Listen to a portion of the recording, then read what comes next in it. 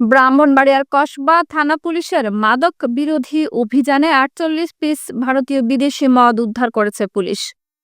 কসবা থানার officer in charge Mohammad Abdul কাদেরের নেতৃত্বে বুধবার ৯ জানুয়ারি বিকেলে এই অভিযান পরিচালনা করা হয়।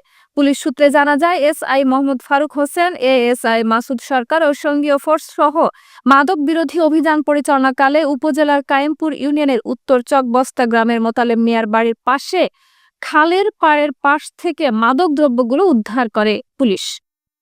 এ সময় পুলিশের উপস্থিতি টের পেয়ে মাদক ব্যবসায়ীরা পালিয়ে যায়। এ বিষয়ে কসবা থানার ভারপ্রাপ্ত কর্মকর্তা ওসি মোহাম্মদ আব্দুল কাদের বলেন, গোপন সংবাদের ভিত্তিতে অভিযান পরিচালনা করা হয়। অভিযানকালে পুলিশের উপস্থিতি টের পেয়ে মাদক পাচারকারী পালিয়ে যায়।